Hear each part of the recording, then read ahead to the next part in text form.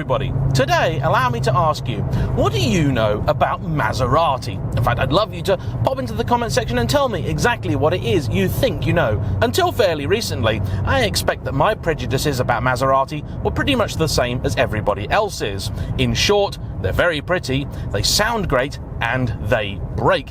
However, having now not just spoken with a number of owners, driven quite a few different models, but also owned one for over half a year, I think my opinion has changed somewhat. And now, I'm really quite a Maserati fan. And there's no escaping it, Maserati is a very odd brand. Even for those who really like it, it's pretty easy to admit that they have many failings. Take this car as an example. To remind you, this is my 2010 Maserati Quattroporte Sport GTS. The GTS standing for Gran Turismo Sport. So I call it the Sport. This is the final iteration of the 5th generation of Maserati's big 4-door saloon. It is, by all accounts, one of the greatest cars the firm has ever made. But if you read reviews of even this exact model, you'll see very often that it gets a sort of 3 out of 5, 6 or 7 out of 10. But it's my belief that this car isn't really that. What this car is a 5 out of 5 car and a 1 out of 5 car all rolled into one. So it averages out at 3 out of 5, but there isn't really very much in this car that's truly average. Everything here is either spectacular or rather woeful and pretty poor for the money. Speaking of money, to buy one of these now, you'd be expecting to pay between £20,000 and £40,000, depending on the exact mileage, condition, age, and so on. In order to pick one of these up, you're likely going to be paying a little bit more than you would to get into an E60 or F10 generation M5. And the car overlapped with both of those because it went into production in about 2003 and ended in around 2011. However, when new, this was in fact the much more expensive car. I recently caught an old episode of Top Gear where Richard Hammond was driving the then new turbocharged F10 M5, and he said that car was just over £70,000. Well, as new in 2010, one of these, the Sport GTS, was £92,000 plus options. And that is one of the really odd things about this car, the options. As people do love their quirks and features, and today's video is all about the reality of owning a Maserati, I suppose I should start with some of those. The options list is very, very strange. As a £92,000 luxury executive saloon car, you'd expect this to be fairly well featured from the off, and in some ways you'd be right. For example, this carbon fibre looking stuff that Maserati called Titantech is all standard, barring the steering wheel, one of my favourite bits of the car, which was about £700 more. You get a Bose stereo. This one has been upgraded with the 30GB hard drive, now pretty useless to anybody, but at the time a very nice feature. You also get the nice ZF automatic gearbox, which I'll talk about a little bit more. You get these great big shift paddles, which really are very nice. You get beautiful dials. You also get all this leather and Alcantara as standard. You have adaptive xenon headlights. You get parking sensors and all sorts of other nice stuff. However, you do not get heated seats. Those were an option that this car doesn't have. You didn't get front parking sensors. Those are an option that this car mercifully does have. Reversing camera, I don't think was even an option at all. The sunroof was also optional, but that's forgivable because not everybody likes it. This particular car has a couple of other extras thrown at it, like the Alcantara headlining, contrast stitching, and a few other nice touches like the aluminium pedals. And that means that all told, the first owner of this spent about £100,000 on it. And in many ways, it does really feel like a £100,000 car. It certainly sounds like one, and that seems to be one of the elements of Maserati that is universally loved. Up front, you will find a 4.7-litre Ferrari-built engine closely related to the unit you'll find in a 430 or a California. Here it gets a cross rather than flat plain exhaust, and that means it has more of that traditional V8 rumbly sound rather than the high-pitched wail of a sporty Ferrari. The GTS also gets an exhaust specific to it, and in sport mode, it sounds delicious. Let's have a bit more, shall we?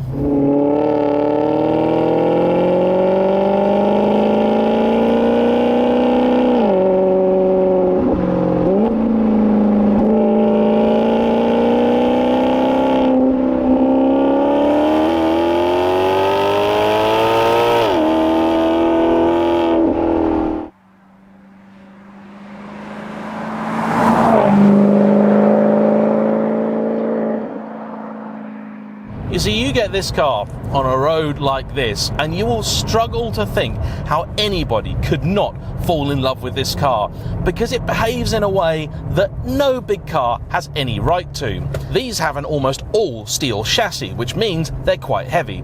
This car weighs just over 2 tons despite being the sporty one.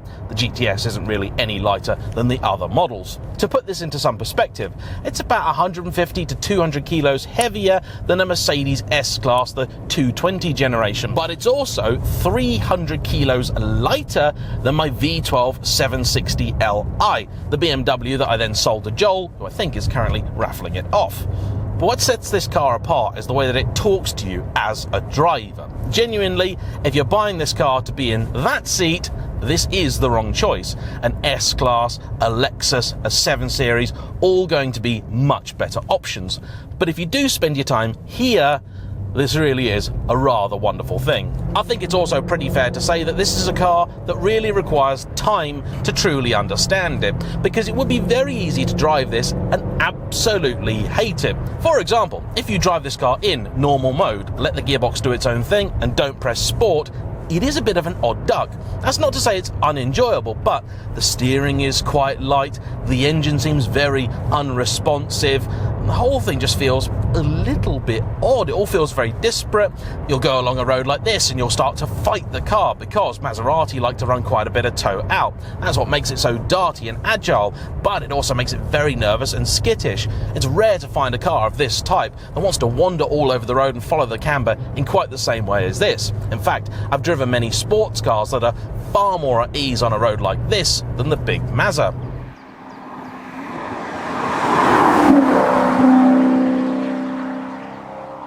The steering is perhaps the oddest bit of all, because the Maserati has the capacity to be both absolutely brilliant, genuinely some of the nicest steering in any car you'll ever drive, but also totally vague and disconnected.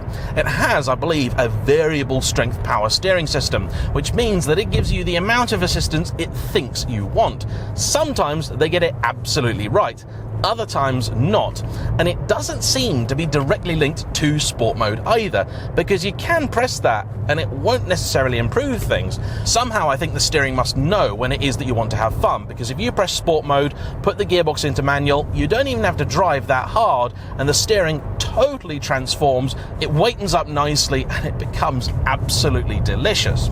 And that then leads you, unfortunately, straight into another one of the car's problems. This is currently wearing Pirelli P0s, and in these conditions, it's 1 degree out there, the roads are wet, they're not very good.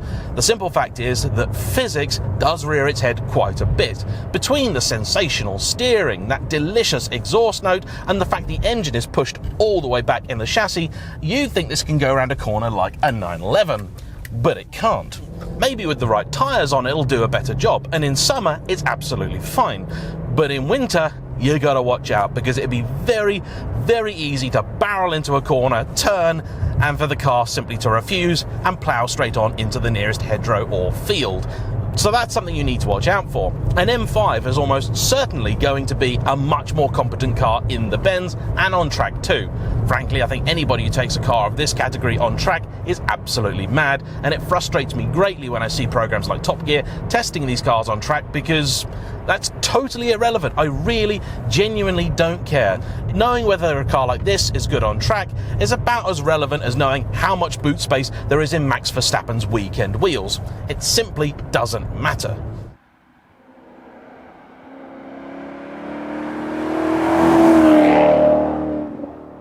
So then let's talk about things which definitely do matter, and that involves discussing why I bought the car. This was a somewhat unconventional replacement for my BMW 1 Series. I actually bought a Jaguar XJR, the final iteration, the X351, the shape that nobody really likes, including myself. However, that car had a couple of issues, so got returned to the dealer. I had also been considering a Maserati, because a lovely chap by the name of Nervaz had brought his Sport GTS to me, and I absolutely fell for it.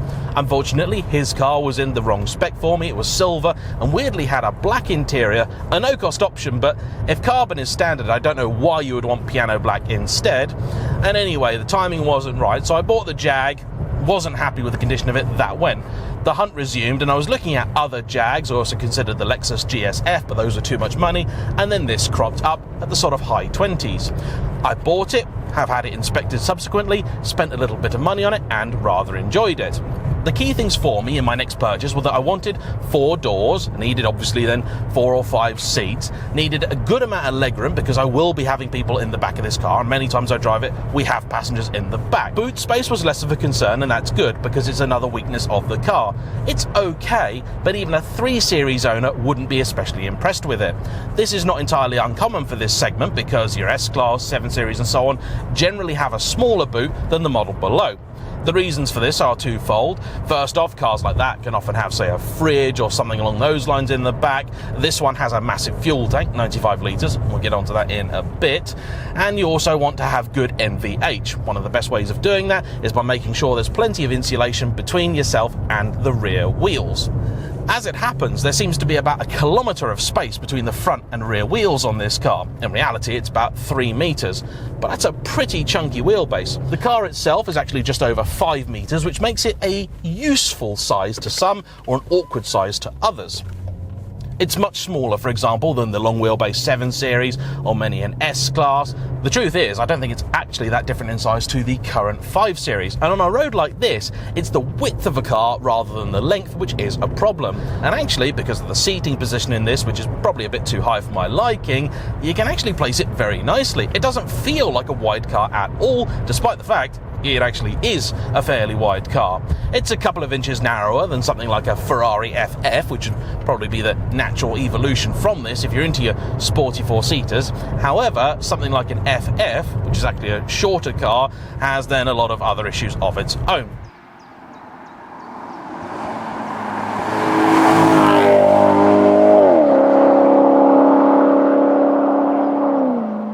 As we've mentioned the fuel tank, we may as well mention the fuel economy. And it won't surprise you to hear that a 2-ton, 4.7 litre naturally aspirated Ferrari engined car is quite thirsty.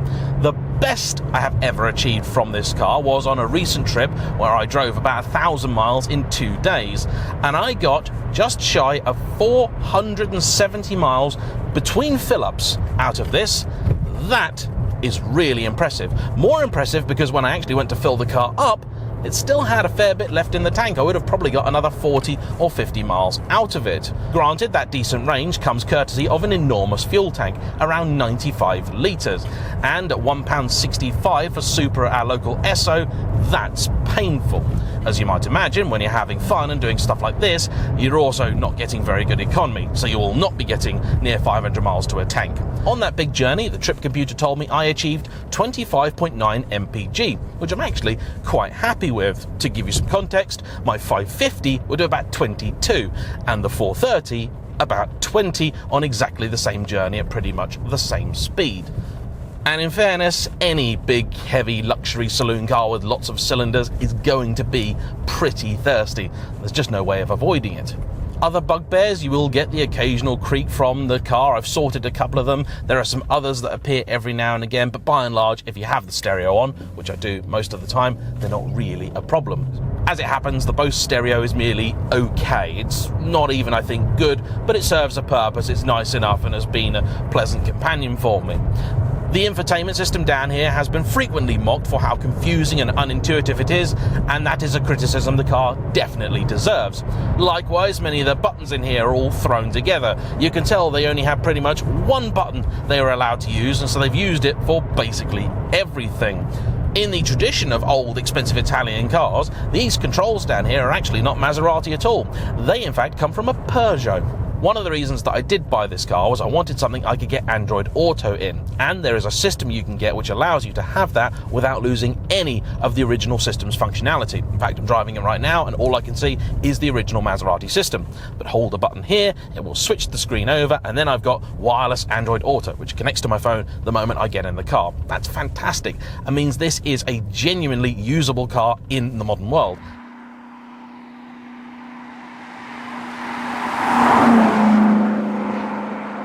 One of the things about Maserati, and this seems to be common with a number of Italian brands, is that they often started with a car that didn't seem quite ready, and I think that colours people's opinions of the later iterations.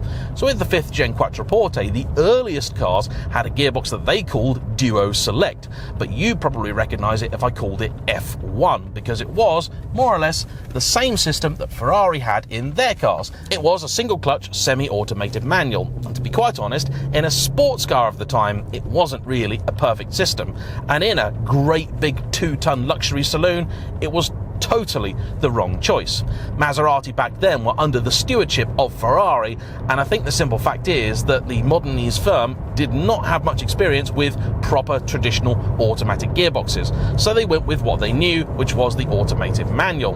Just didn't work, and was one of the reasons the early cars were not loved at all. They also had a 4.2 litre engine which made 400 horsepower, this is 440, and were a little bit light on torque for something quite as heavy as they are.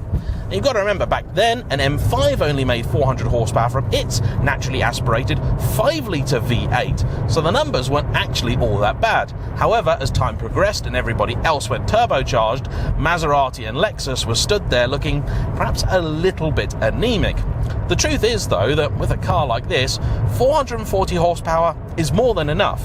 From 2,500 RPM, the car pulls with some authority, and then from 5, it's got a real vigour. That is one of the reasons that in auto mode, I think these feel so blunted, because the car won't be revving that high, and they just won't have any power. But operate the gearbox yourself, and you'll find this really can move. The truth is, I gave up with the whole power and acceleration top trumps a long time ago. This will still do the thick end of 180, so it's quick enough. I'm now far more interested in the feel, the experience, the interaction, the noise, and the pleasure I get from owning a car. And this delivers very highly on all of those things. In fact, if I were to pick one word that describes the Maserati ownership experience, I might say boring. That sounds like a real damnation of a car, but no, the car itself is not boring at all. The car is fantastic. But when I bought this, I did think I was signing myself up for a world of pain. But that just hasn't been the case. It went off to Sports Italia for about 6 or 7 weeks at one point. And the reason for that is that we were fitting this new infotainment system up here. It was one of the first in the country, so it took a little bit longer. We also did a whole bunch of other stuff. And no, it wasn't especially cheap. I spent about £3,500 on the car, and that didn't actually even include servicing it. But the quality of the work was really, really good. We've also under-sealed it now because these are notorious for rusting. Another reason I think people look down on Maseratis, and something the factory really should have had a hold on by the time they were making this, yet didn't for whatever reason. And so that's another area where they haven't done themselves any favours. However, if you're lucky, if you make sure to inspect the car before you buy and it hasn't already gone, you can do plenty to save it and make sure that it will last. And that's been done with this one.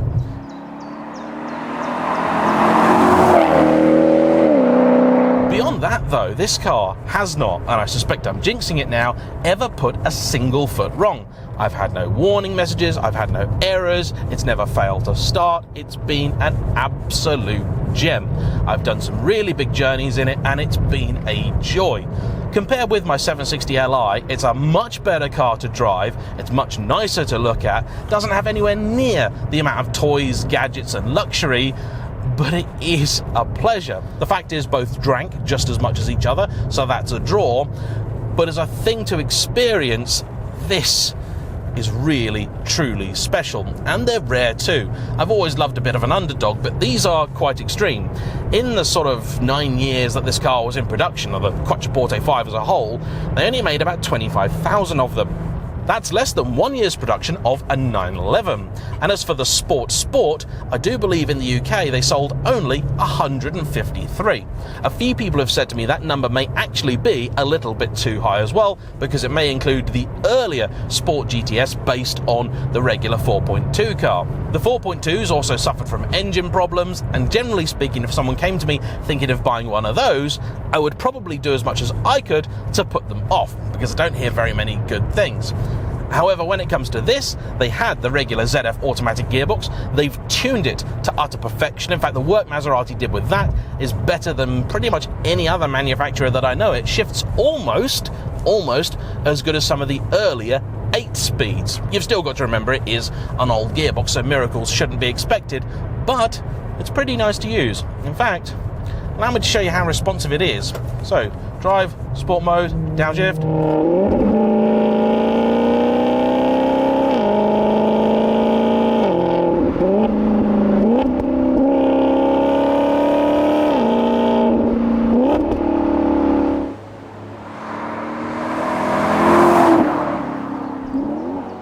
People are often quick to compare Maserati with Ferrari. They're both based in Modena, and Fiat bought Maserati in the 1990s and essentially handed it over to Ferrari and said, here, do something with that, will you? In much the same way that VW bought Lamborghini and then gave it to Audi. Apparently one of the things Ferrari did was taught Maserati how to do better quality control, get better parts from suppliers, and if you know Ferraris of this period, you'll recognise quite a few different things. The noise this makes when you lock it, for example, the same as a 599 or an FF. The steering column, also the same as those cars, and various other bits are familiar too. However, with many Ferraris, even those as late as that, you do have to put up with quite a bit because it's a Ferrari. With this, you don't seem to have to do that quite so much. I genuinely expected that there would be a lot of compromise involved in owning a Maserati, things you knew that just wouldn't be right no matter how hard you tried and you'd just have to deal with. But the fact is, there's very few examples of that. The boot is currently playing silly buggers, and that's about the worst thing I've had to deal with.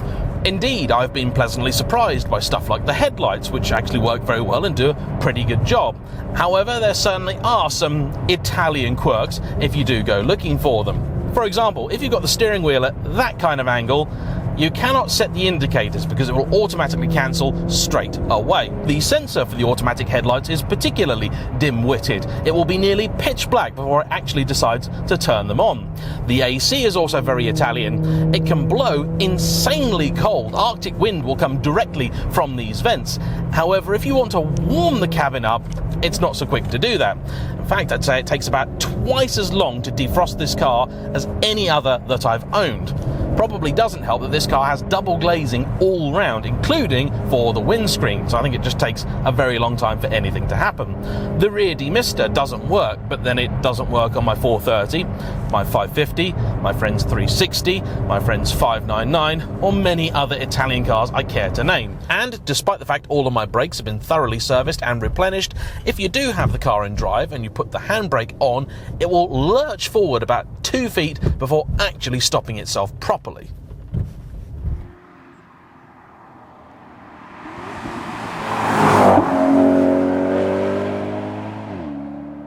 These are the sorts of things you are going to have to put up with. But then, if that was the sort of stuff that bothered you, a Lexus would probably have been a much better choice. This car isn't going to stay around forever. It's unfortunate, I really do love it, but I also want to experience more things. I will almost certainly own another Maserati because this has been a really positive experience. But I do wonder if I'm going to find one that's quite as good as this. If I were to pick one thing about this car that I really do not like, it would have to be the seats. They look very nice and they're quite comfortable despite being quite firm in their padding.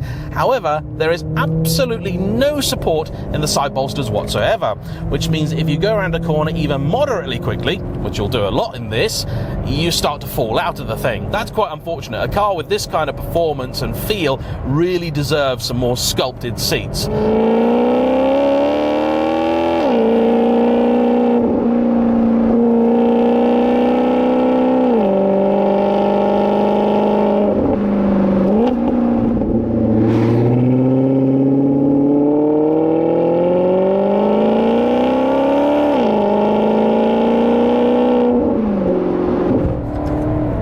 To Captain America, I could do this all day. As I can tell, my camera's already been recording for a while. I should probably stop, otherwise I will wind up doing this all day. I'm sure there's quite a bit else I could say about the Maserati. It's a lot of fun. It really is. No car this big has any right to feel like this. Sports Italia have looked after it for me, and if you're thinking about buying one of these or you've already got one, those would be the only people that I'd recommend to look after it. They're down in Southampton-y kind of way, but the journey is well worth it. That's hours away for me, but I will happily go there because the guys are not quick, but they're good and they know what they're talking about. One of the people that founded it is also behind the Sports Maserati forum, so they really are the guys in the UK when it comes to these cars. There are, of course, a whole host of other Maseratis out there, and I'm quite sure many of them have been just as miserable to own and ruinous as you expect. But there are also plenty out there which aren't. If you do own a Maserati and I haven't featured one like it on the channel yet, and you'd be very happy for me to do so, don't hesitate to get in touch. My email address is in the description of this video. Please like, comment down below, subscribe if you haven't already, and I'll see you for the next one. Bye-bye.